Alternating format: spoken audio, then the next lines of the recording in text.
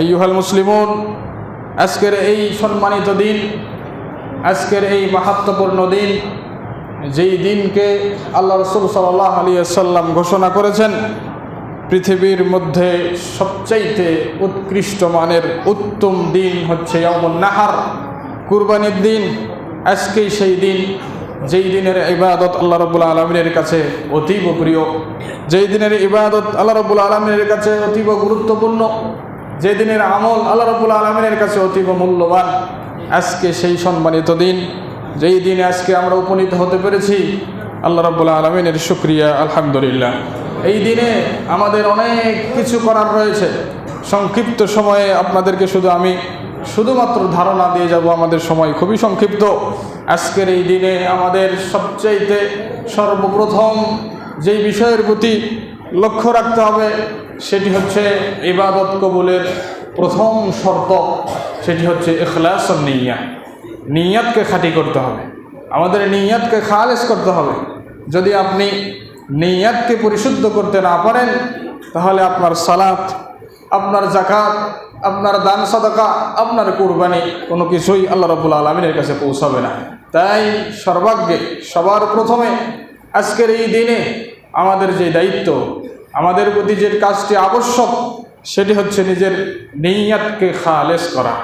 কোন নিয়তে মসজিদে এসেছি, কিসের জন্য মসজিদ থেকে ফিরে গিয়ে, আল্লাহর জন্য নাকি মানুষের জন্য, নাকি নিজের পেটকে ভোজন করার জন্য, ভরার জন্য কোরবানি জবাই করব, নিয়তটা আসলে কি? এই নিয়তটা আমাদেরকে ঠিক রাখতে হবে। যদি আপনার আমার নিয়ত আজকে ঠিক থাকে, অবশ্যই আজকের এই দিনের এই সালাত আল্লাহ কবুল করবেন, আজকের এই দিনের কুরবানি কবুল করবেন। আজকের এই দিনে আমরা আরও যে ভালো আমলগুলো করব, সব আমলগুলোই আল্লাহ রাব্বুল আলামিন কবুল করবেন বলে আমরা আশাবাদী। তারপরে আমাদের যেই কাজটি সবার উপরে আবশ্যক, সেটি হচ্ছে তাওহীদ, নিজের জীবনে তাওহীদ বাস্তবায়ন করা। আল্লাহি আল্লাহি, আল্লাহর কসম, কোনো ব্যক্তি যদি তার জীবনে তাওহীদকে প্রতিষ্ঠা না করে, সে ব্যক্তি যদি এই পৃথিবীতে 1000 বছর বেঁচে থাকে, আল্লাহর কাছে সেই ব্যক্তির জন্য কোনো মূল্য নেই। কিয়ামতের দিন ওই ব্যক্তির কোনো মূল্য নাই, ওই ব্যক্তি কখনোই জান্নাতের জন্য উপযুক্ত হতে পারবে না। তাই অবশ্যই আমি যদি একদিন বাঁচি, আমি যদি একটি মুহূর্তে পৃথিবীতে বেঁচে থাকি, আমি যদি 1 সেকেন্ড এই পৃথিবীতে বাঁচার সুযোগ পাই, ওই একটি সেকেন্ড যেন আমার তাওহীদের মধ্য দিয়ে যায়, এই দায়িত্ব আমাদের সবারই। তাই সবার আগে আমাদেরকে তাওহীদ শিখতে হবে। আল্লাহ রাব্বুল আলামিন প্রত্যেক যুগে যুগে নবী রাসূল প্রেরণ করেছেন একটি মাত্র উদ্দেশ্যেই, যাতে করে সেই নবী এবং রাসূলরা তার জাতিদেরকে তাওহীদের দাওয়াত দিবে, তাওহীদের বিপরীত যে ভয়ানক পাপ, মহা পাপ, সেই শিরক থেকে তার জাতিকে সতর্ক করবে। এই কারণে আল্লাহ রাব্বুল আলামিন প্রত্যেক যুগে যুগে নবী এবং রাসূল পাঠিয়েছেন। তেমনিভাবে সমস্ত নবীগণদের নেতা, সমস্ত নবীগণদের সরদার, আমাদের নবী, আমাদের প্রিয় নবী, আমাদের আদর্শ, আমাদের কুদওয়া, আল্লাহর পরে আমরা যেই ব্যক্তিকে সবচাইতে বেশি ভালোবাসি, তিনি হচ্ছেন আমাদের নবী মুহাম্মদ রাসূলুল্লাহ সাল্লাল্লাহু আলাইহি ওয়াসাল্লাম। তিনিও এই তাওহীদের দাওয়াত দিয়েছেন, তিনি তার জাতিকে তাওহীদের দিকে ডাক দিয়েছেন। তিনি নিজে হাতে মূর্তি ভেঙেছেন, নিজে হাতে তিনি শিরককে উৎখাত করেছেন। তাই আমরা যদি উম্মতে মুহাম্মাদি হয়ে নিজের জীবনে তাওহীদ বাস্তবায়ন না করতে পারি, এর চাইতে দুঃখের, এর চাইতে কষ্টের, এর চাইতে আফসোসের আমাদের আর কিছুই হতে পারে না। তাই সবার আগে আমাদের জীবনে তাওহীদ প্রতিষ্ঠা করতে হবে। তাওহীদের সবচাইতে বড় দাবি হচ্ছে তাওহীদুল ইবাদা। তাওহীদের সবচাইতে বড় দাবি হচ্ছে তাওহীদুল ইবাদা। এই ইবাদতের জন্য আল্লাহ রাব্বুল আলামিন এই পৃথিবীতে মানুষ এবং জিন জাতিকে সৃষ্টি করেছেন। আল্লাহ রাব্বুল আলামিন সূরাতুজ যারিয়াতের 56 নম্বর আয়াতে বলছেন, ওমা খালাকতুল জিন্না ওয়াল ইনসা ইল্লা লিয়াবুদুন। ক্বাল আল মুফাসসিরিন কেরামগণ ইয়াবুদুন এর ব্যাখ্যায় বলছেন লিওয়াহিদুন, আমি মানুষ এবং জিনকে থেকে সৃষ্টি করেছি আমার দাসত্ব করার জন্য, আমার ইবাদত করার জন্য। তারা এই পৃথিবীতে এসে কেবলমাত্র শুধুমাত্র আমার জন্যই যাবতীয় ইবাদত করবে। এই কারণে আমি পৃথিবীতে মানুষ এবং জিনকে সৃষ্টি করেছি। ইবাদতের অর্থ শুধু নামাজ নয়, ইবাদতের অর্থ শুধু সিয়াম নয়, আপনার জীবনের প্রত্যেকটা ভালো কাজ, যেই ভালো কাজ, যেই ভালো কথা আল্লাহ ভালোবাসে, আল্লাহ পছন্দ করে, সেটাই হচ্ছে ইবাদত। এই সমস্ত কাজ, এই সমস্ত কথা, এই সমস্ত কিছুই হতে হবে কেবলমাত্র এক আল্লাহর জন্য। যদি এটা এক আল্লাহ বাদ দিয়ে অন্য কারোর জন্য হয়, আল্লাহি আল্লাহি, আল্লাহর শপথ, ওই ব্যক্তি বড় ক্ষতিগ্রস্ত, ওই ব্যক্তি সবচেয়ে বেশি ক্ষতিগ্রস্ত। যেই ব্যক্তি এই পৃথিবীতে অবস্থান করার সুযোগ পেয়েছে, যেই ব্যক্তি এই পৃথিবীতে নিঃশ্বাস নেওয়ার সুযোগ পেয়েছে, অথচ ওই ব্যক্তি আল্লাহর সামনে মাথা নত করেনি, ওই ব্যক্তি বড় ক্ষতিগ্রস্ত, ওই ব্যক্তি বড় অভাগা, ওই ব্যক্তি বড় দুর্ভাগ্য। তাই আমাদের সকলের উচিত হবে যে আজকের এই কুরবানির দিনে, এই কুরবানি নামক, এই উদহিয়া নামক মাহাত্ম্যপূর্ণ ইবাদতের পূর্বেই আমাদের জীবনে তাওহীদ বাস্তবায়ন হচ্ছে কিনা এটার দিকে দৃষ্টিপাত দেওয়া। আমাদের উপর আরেকটি জরুরি যে কাজ, সেটি হচ্ছে আল মুহাফাজাতু আলা সালাওয়াতিল খামস। 5 ওয়াক্ত সালাতের প্রতি আমাদেরকে যত্নবান হতে হবে। 5 ওয়াক্ত সালাতের প্রতি আমাদেরকে যত্নবান হতে হবে। এই সালাত এমন একটা ইবাদত, যেই সালাতের ব্যাপারে আল্লাহ কখনো ছাড় দেয়নি। এই সালাত এমন একটা ইবাদত, যেই ব্যাপারে আল্লাহ রাব্বুল আলামিন কোনো অবস্থায় আমাদেরকে ছাড় দেয়নি, যার কোনো কাজা নাই, যার কোনো পরিবর্তন নাই যে আমি আজকে সালাত পড়তে পারছি না, আরেকজনকে বললাম ভাই আমার সালাতটা পড়ে দেন, এরকম সুযোগ নেই। এটাই হচ্ছে সালাত। আপনি সিয়াম রাখতে পারেন না, আপনি অসুস্থ, ক্যান্সারের রোগী, আপনি মারা যাবেন, সিয়াম রাখতে পারবেন না, আপনি ফিদিয়া দিলে আপনার সিয়ামের হক আদায় হয়ে যাবে। কিন্তু সালাত এমন একটা ইবাদত, আপনার যতক্ষণ সেন্স রয়েছে, আপনার যতক্ষণ নিঃশ্বাস রয়েছে, আপনার যতক্ষণ বিবেক রয়েছে, আপনি বুঝতে পারছেন যে সালাতে রক্ত হচ্ছে, আপনাকে সালাত পড়তেই হবে। আপনি যদি মুমূর্ষু অবস্থায় থাকেন, শেষ মুহূর্তেও থাকেন, এবং আপনার যদি সেন্স থাকে, এবং আপনার কাছে যদি জহরে রক্ত এসে যায়, ওই জহরের সালাত যদি আপনি ইচ্ছা করে আদায় না করেন, সেন্স থাকার পরেও না করেন, রক্ত জানার পরেও না করেন, জহরের রক্ত পার হওয়ার পর যদি আপনি মারা যান, আল্লাহ রাব্বুল আলামিনের কাছে হিসাব দিতে হবে। আল্লাহ রাব্বুল আলামিন আপনার জন্য ফায়সালা করবেন, আপনি জান্নাতি না জাহান্নামী। তাই অবশ্যই প্রত্যেক ব্যক্তির উচিত তার শেষ জীবনের আমলের প্রতি লক্ষ্য করা। তার জীবনের শেষ আমলটা কি হচ্ছে, তার জীবনের শেষ আমলটা কেমন হচ্ছে। যদি আপনার জীবনের শেষ আমলটা সালাত ছাড়া হয়ে যায়, আফসোস, আফসোস, আমাদের জন্য আফসোস। সারা জীবন সালাত আদায় করলেন, অসুস্থ হয়েছেন, আর সালাতের প্রতি ভ্রুক্ষেপ নেই, অসুস্থ হয়েছেন, সালাতের প্রতি গুরুত্ব দিচ্ছেন না, কত ওয়াক্ত সালাতকে পরিত্যাগ করে আপনি মারা গেলেন, আফসোস, আফসোস, আপনার জন্য আফসোস। আপনি মনে করেছেন যে 60 বছর সালাত আদায় করেছি, কিন্তু আপনি যে 1 ওয়াক্ত সালাত আদায় করেননি, আল্লাহর সামনে হিসাব দিতে হবে। আল্লাহর সামনে যে ব্যক্তি একবার হিসাবের জন্য দাঁড়াবে, তাকে শাস্তি পেতেই হবে, তাকে শাস্তি পেতেই হবে। তাই অবশ্যই নিজের জীবনকে সংশোধন করার এটাই সুযোগ। আমরা পৃথিবীতে বেঁচে আছি, আল্লাহ আমাদেরকে নিঃশ্বাস নেওয়ার সুযোগ দিয়েছে, আল্লাহ আমাদেরকে চলাফেরা করার সুযোগ দিয়েছে। এই নিঃশ্বাস যেদিন বন্ধ হয়ে যাবে, আমাদের সমস্ত আমলের রাস্তা বন্ধ হয়ে যাবে, আমাদের তওবার রাস্তা বন্ধ হয়ে যাবে। তাই এই কুরবানির দিনে আমাদের উচিত হবে 5 ওয়াক্ত সালাতের প্রতি আমাদেরকে দায়িত্ববান হওয়া, যত্নবান হওয়া। আজকে কুরবানি করতে করতে জহরের সালাত পার হয়ে যাবে, আসরের সালাত পার হয়ে যাবে, আমাদের অনেকেরই গুরুত্ব থাকবে না যে জহরের সালাত পড়তে হবে, আসরের সালাত পড়তে হবে। আপনার ওই কুরবানি দিয়ে কি লাভ, যেই কুরবানি আপনাকে জহরের সালাত থেকে বঞ্চিত করলো? আপনার ওই কুরবানি দিয়ে কি যায় আসে, যেই কুরবানি আপনাকে আসরের সালাত থেকে বঞ্চিত করলো? আপনার এই কুরবানি আপনাকে কি শিক্ষা দিল, যেই কুরবানি দিতে গিয়ে আপনি আল্লাহর দাসত্বকে ভুলে গেলেন? আপনার এই কুরবানি কি প্রয়োজন, যেই কুরবানি দিতে গিয়ে গুরুত্বপূর্ণ ফরজকে আপনি তরক করলেন?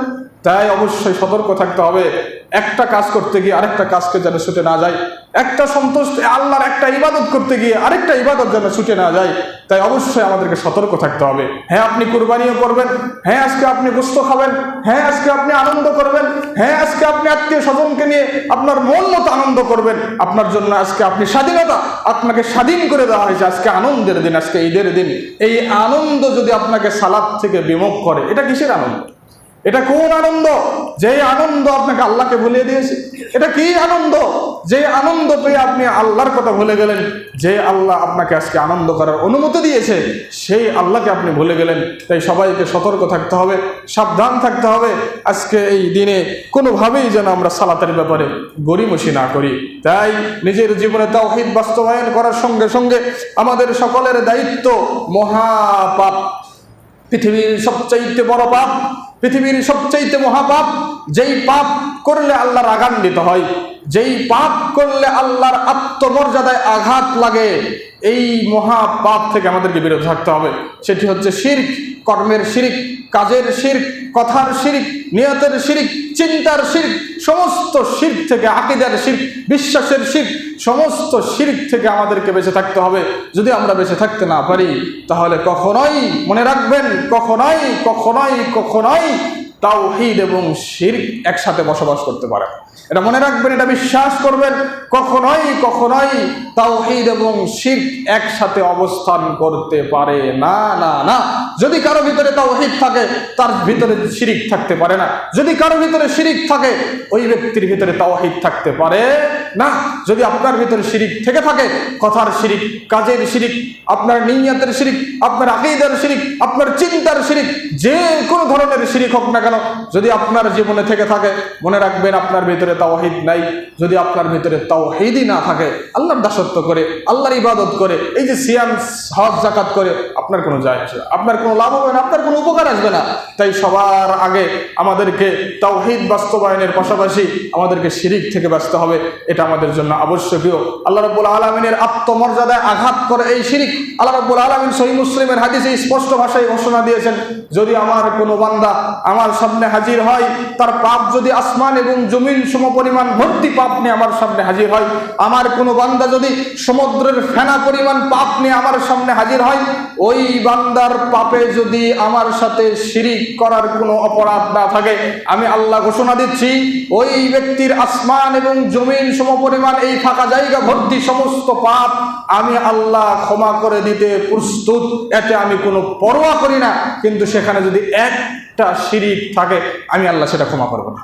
আল্লাহ রাব্বুল আলামিনের গায়রা, আল্লাহ রাব্বুল আলামিনের আত্মমর্যাদায় আঘাত লাগে যে আল্লাহ রাব্বুল আলামিন এই মানুষদের জন্য, যে আল্লাহ রাব্বুল আলামিন এই জিন জাতির জন্য 7 আসমান সৃষ্টি করেছেন।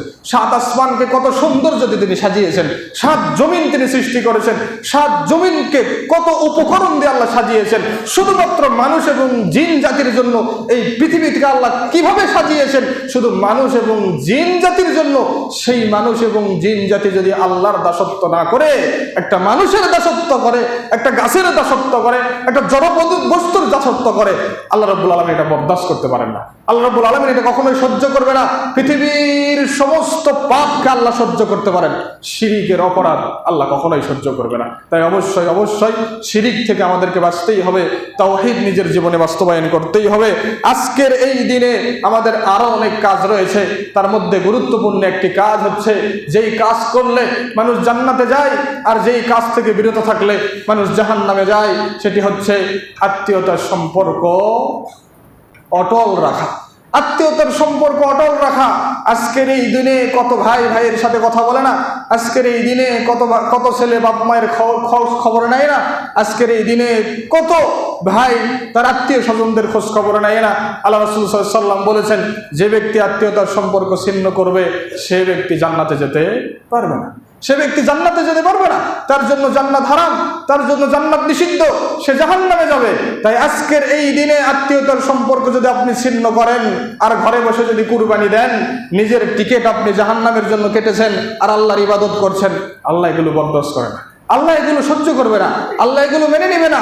তাই অবশ্যই অবশ্যই আজকের এই দিনে আত্মীয়তার সম্পর্ক অটল রাখার দিন, আজকের এই দিনে আত্মীয়তার সম্পর্ক আরো মজবুত করার দিন। আপনি যে কুরবানি কিনেছেন, যে গোশত আপনি অর্জন করবেন কুরবানি থেকে, সেই গোশত আপনি আপনার আত্মীয়ের বাড়িতে দেন। আপনার সাথে কথা বলে না, আপনার সাথে তার রাগ, আপনার সাথে তার ক্ষোভ, আপনার সাথে তার হিংসা, আপনি নিজেই যান। এটার নাম হচ্ছে আত্মীয়তার সম্পর্ক ঠিক রাখা।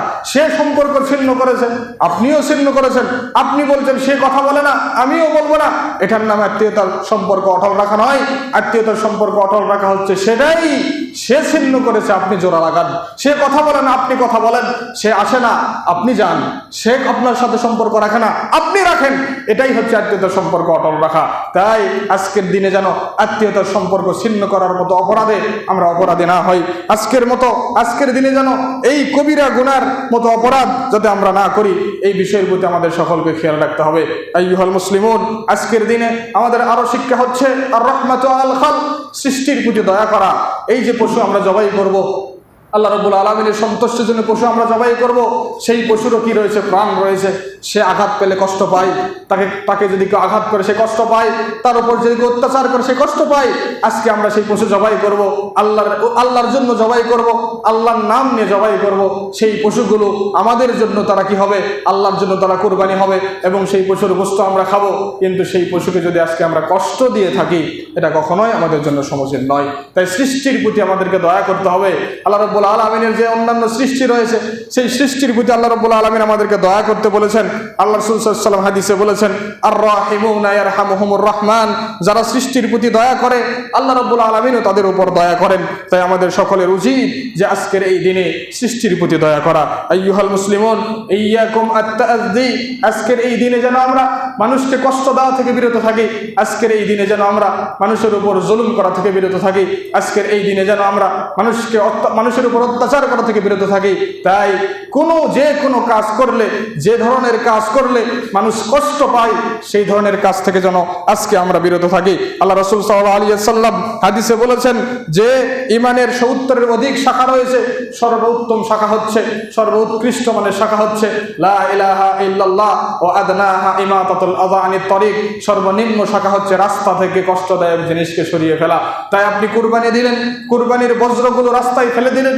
কুরবানি দিলেন, কুরবানির বজ্রগুলো আপনি আপনার নিকটাত্মীয় বাড়ির পাশে রেখে দিলেন। সে ব্যক্তি ওই বাড়িতে ঘুমাতে পারে না, ওই বাড়িতে বসতে পারে না, ওই বাড়িতে চলতে পারে না। আপনার কারণে ওই বাড়ির লোকজন কষ্ট পাবে।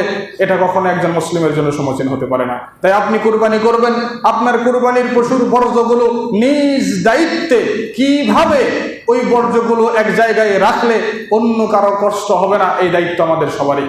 এই দায়িত্ব আমাদের সকলেরই। মানুষের উপর চাপিয়ে দিয়ে আপনি কখনোই নিস্তার পাবেন না। তাই প্রত্যেক মুসলিম ভাই এবং বোনদের দায়িত্ব কোরবানির পশুর বর্জ্যগুলো নিজ দায়িত্বে হেফাজতে রাখা, নিজ দায়িত্বে সংরক্ষণ করা, যাতে করে একজন মুসলিম এটার মাধ্যমে কষ্ট না পায়। আজকে এই মাহাত্ম্যপূর্ণ দিনে, আজকের এই গুরুত্বপূর্ণ দিনে যদি আপনার মাধ্যমে আপনার মুসলিম ভাই কষ্ট পায়, এটা কখনোই সমীচীন হবে না, এটা কখনোই ভালো দেখাবে না। তাই আমাদের সকলের উচিত এই রকমের কষ্ট দেওয়া থেকে আমাদেরকে বিরত থাকতে হবে।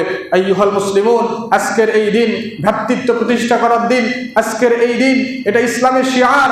আজকের এই দিনে আমরা সবাই কাঁধে কাঁধ মিলিয়ে, আমরা সবাই পায়ে পা মিলিয়ে আল্লাহর জন্য দাসত্ব করলাম, আল্লাহর জন্য গোলামি করলাম। এটা একটা ইসলামের শিআর। কয়েকদিন আগে হাজিরা হজ করলেন, আরাফার ময়দানে একত্রিত হলেন। এটা হচ্ছে মুসলিম উম্মার জন্য এটা একটা শিআর, এটা ইসলামের একটা শিআর। পৃথিবীর কোনো ধর্মে এরকম নমুনা নাই যেরকম নমুনা আল্লাহ রাব্বুল আলামিন ইসলাম ধর্মে রেখেছেন। তাই আমরা মুসলিম একই প্রাচীরের নাই, আমরা মুসলিম একই হৃদয়ের নাই, হতে পারে মুসলিম সারা বিশ্বে ছড়িয়ে ছিটিয়ে আছে। তাই প্রত্যেক মুসলিমের দায়িত্ব আজকের এই দিনে আপনি যেমন খুশি, আপনার অপর ভাই যেন আজকে আপনার মতোই খুশি থাকে। এই জন্য যারা মিসকিন, যারা গরিব, যারা কুরবানি দিতে পারে নাই, যারা সামর্থ্য না থাকার কারণে কুরবানি দিতে পারে নাই, তাদের প্রত্যেকের ঘরে ঘরে যেন গোশত পৌঁছে যায়, এই দায়িত্ব আমাদের সকলেরই। এই দায়িত্ব আমাদের সমস্ত মুসলিম ভাই এবং বোনদের। আপনি যেমন গোশত খেয়ে আল্লাহর শুকরিয়া আদায় করবেন, আপনার দিনী ভাই যেমন তেমনই যেন গোশত খেয়ে আল্লাহর শুকরিয়া আদায় করতে পারে, এই দায়িত্ব আমাদের সকলের। তাই আজকের এই দিনে আমাদের কোনো মুসলিম ভাই এবং বোন যেন অনাহারে না থাকে। তাই আমাদের সকলকে এই বিষয়ে সতর্ক থাকতে হবে, সকলকে এই বিষয়ে সচেতন থাকতে হবে। সর্বশেষ যে বিষয়ে আমি আপনাদেরকে বলতে চাই সেটি হচ্ছে আমাদের মা বোনদেরকে নিয়ে, নাসিহাতুল লিন-নিসা। মা বোনদেরকে নিয়ে আমি 2-4টা কথা বলে আজকের খুতবা ইতি টানবো ইনশাআল্লাহ। মা বোনদেরকে আমরা বলতে চাই, আপনারা হচ্ছেন সম্মানিত জাতি, আপনারা হচ্ছে মর্যাদাবান জাতি। আল্লাহ ইসলাম আপনাদেরকে সম্মান দিয়েছে, ইসলাম আপনাদেরকে মর্যাদা দিয়েছে। ইসলাম আপনাদেরকে যেভাবে চলতে বলেছে সেভাবে যদি আপনারা চলেন, তবেই আপনি পাবেন সম্মান, তবেই আপনি পাবেন মর্যাদা। আজকের এই দিনে আমাদের বর্তমান প্রেক্ষাপটে আমাদের বাংলাদেশে আজকে সেই মা এবং বোনেরা নিজের অধিকার প্রতিষ্ঠার জন্য মিছিল মিটিং করে, নিজের অধিকার প্রতিষ্ঠা করার জন্য তারা বিভিন্ন কর্মসূচি দেয়। তারা বলে পুরুষের মতো সমান অধিকার তারা চায়।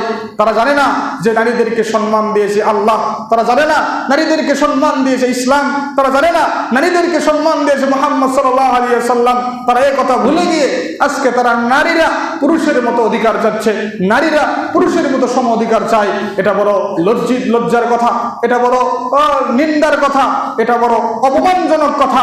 তাই নারীদেরকে জানতে হবে আপনার মর্যাদা কেমন। ও নারী, আপনাকে আল্লাহ রাব্বুল আলামিন মেয়ে হিসাবে তৈরি করেছেন। মেয়ের মর্যাদা কেমন আপনি জানেন না? মেয়ের মর্যাদা কতটুকু আপনি জানেন না? আপনারা মেয়ের জাতি। একটা মেয়ে যদি কোনো ঘরে জন্মগ্রহণ করে, একটা মেয়ে যদি কোনো ঘরে জন্মগ্রহণ করে, কোনো পিতা যদি তার মেয়েকে সুন্দরভাবে লালন পালন করে, সুন্দর শিষ্টাচার দিয়ে শিক্ষা দেয় এবং সুন্দর শিক্ষা দিয়ে তার স্বামীর হাতে উঠিয়ে দেয়, আল্লাহ রাসূল সাল্লাল্লাহু আলাইহি ওয়াসাল্লাম বলছেন সেই ব্যক্তি, ওই নারী ওই পিতার জন্য জাহান্নাম থেকে মুক্তির কারণ হবে। এটা হচ্ছে মেয়ের জাতি। একটা পিতা যদি 3টা মেয়েকে লালন পালন করে, ওই 3টা মেয়েকে লালন পালন করার কারণে ওই পিতা জান্নাতে যাবে আশ্বস্ত করেছেন মুহাম্মদ সাল্লাল্লাহু আলাইহি ওয়াসাল্লাম। একটা পিতা যদি একটা মেয়েকে লালন পালন করে, সুন্দর শিক্ষায় শিক্ষিত করে, ওই পিতাকে আল্লাহ রাসূল সাল্লাল্লাহু আলাইহি ওয়াসাল্লাম বলেছেন আমি এবং ওই মেয়ের পিতা জান্নাতে এইভাবে কাছাকাছি অবস্থায় থাকবো। এত বড় সৌভাগ্য আপনাদের জন্য, আপনারা মেয়ের জাতি। ও নারী, আপনারা হচ্ছে স্ত্রীর জাতি। আপনাদেরকে আল্লাহ রাব্বুল আলামিন স্ত্রীর সম্মান দিয়েছে। স্ত্রীর সম্মান দিয়ে আল্লাহ রাব্বুল আলামিন আপনাদেরকে মর্যাদাবান করেছে। স্ত্রীর সম্মান দিয়ে আল্লাহ রাব্বুল আলামিন আপনাদেরকে সম্মানিত করেছে। আপনাদের দায়িত্ব দিয়েছে তার স্বামীদের উপর। একজন স্বামীর জন্য আবশ্যক তার স্ত্রীর ভরণ পোষণ করা। একজন স্বামীর জন্য আবশ্যক তার স্ত্রীর জন্য পর্দার ব্যবস্থা করা। একজন স্বামীর জন্য আবশ্যক তার স্ত্রী যাতে সঠিকভাবে পর্দা করতে পারে এরকম একটা আবাসস্থল তৈরি করে দেওয়া। এই দায়িত্ব একজন স্বামীর, এই দায়িত্ব দেওয়া হয়েছে একজন পুরুষকে। আপনাকে এরকম দায়িত্ব দেওয়া হয়নি। আপনি স্বামীর আনুগত্য করবেন, আপনি ইসলামের আনুগত্য করবেন, আপনি আল্লাহর আনুগত্য করবেন, ইসলামের দিক নির্দেশনা মেনে চলবেন, আপনার জন্য জান্নাতের দরজা খুলে দেওয়া হবে আল্লাহ রাব্বুল আলামিন বলেছেন। কিন্তু আপনি সেটাকে ভুলে গিয়ে আপনি নিজের সমঅধিকার দাবি করছেন। ও নারী জাতি, আপনারা মায়ের জাতি। আল্লাহ ইসলাম আপনাদেরকে মায়ের জাতি হিসাবে সম্মানিত করেছেন। মা এমন একজন জিনিস, মা এমন একটা জিনিস আমরা সকলেই জানি। আল্লাহ রাসূল সাল্লাল্লাহু আলাইহি ওয়াসাল্লামকে একজন সাহাবী এসে বললেন, ইয়া রাসূলুল্লাহ সাল্লাল্লাহু আলাইহি ওয়াসাল্লাম, আমার পক্ষ থেকে আমার আত্মীয় স্বজনদের মধ্য থেকে কে বেশি হকদার রাখে যে আমি তার সাথে সদ্ব্যবহার করব, আমি তার সাথে ভালো আচরণ করব? আল্লাহ রাসূল সাল্লাল্লাহু আলাইহি ওয়াসাল্লাম বললেন, তোমার মা, তারপর কে? তোমার মা, তারপর কে? তোমার মা, তারপর কে? তোমার বাবা। এই পুরুষ জাতিকে আল্লাহ রাব্বুল আলামিন একবারের কথা বললেন, ওই নারী জাতির কথা আল্লাহ রাব্বুল আলামিন 3বার বললেন। ও নারী জাতি, এত কি আপনাদের সম্মান হয় না? এত কি আপনাদের মর্যাদা হয় না? এত কি আপনাদের গৌরবময় হয় না যে ইসলাম আপনাদেরকে কত সম্মান দিয়েছে, ইসলাম আপনাদেরকে কত মর্যাদা দিয়েছে, ইসলাম আপনাদেরকে কত উঁচুতে নিয়ে গেছে যে তিনবার ভালো আচরণ করার কথা বললেন মায়ের সাথে, একবার বললেন বাবার সাথে। একজন মায়ের মর্যাদা কতটুকু? আল্লাহ রাসূল সাল্লাল্লাহু আলাইহি ওয়াসাল্লামের কাছে একজন সাহাবী এসে বলছেন যে আমি, ইয়া রাসূলুল্লাহ, আমি যুদ্ধে যেতে চাই, আমি জিহাদ করতে চাই, আল্লাহর রাস্তায় যুদ্ধে গিয়ে আমি শহীদ হতে চাই। তখন আল্লাহ রাসূল সাল্লাল্লাহু আলাইহি ওয়াসাল্লাম বললেন, তোমার ঘরে কি তোমার মা জীবিত আছে? তখন ওই সাহাবী বললেন, হ্যাঁ, আমার মা জীবিত আছে। তখন রাসূল সাল্লাল্লাহু আলাইহি ওয়াসাল্লাম বললেন, ঘরে ফিরে যাও, মায়ের সাথে লেগে থাকো, মায়ের সেবা করো, মায়ের সাথে ভালো আচরণ করো। ফাইন ইনদা রিজলিহি জান্নাহ, কারণ মায়ের পায়ের নিকটে তোমার জান্নাত রয়েছে। ও নারী জাতি, এর চাইতে বড় সম্মান আর কি হতে পারে? এর চাইতে বড় সম্মান আর কি হতে পারে? একজন পুরুষের জান্নাত, একজন ছেলের জান্নাত মায়ের পায়ের কাছে, এর চাইতে বড় সম্মান নারীর আর কি হতে পারে? ইসলাম নারীদেরকে যুগ যুগ ধরে সম্মান দিয়ে এসেছে, ইসলাম নারীদেরকে যুগ যুগ ধরে মর্যাদা দিয়ে এসেছে। কিন্তু আজকে নারী জাতিরা সেই মর্যাদাকে ভুলে গিয়ে নিজের সম অধিকার চাচ্ছে। এটা বড় লজ্জার, এটা বড় লজ্জার, এটা বড় অপমানের।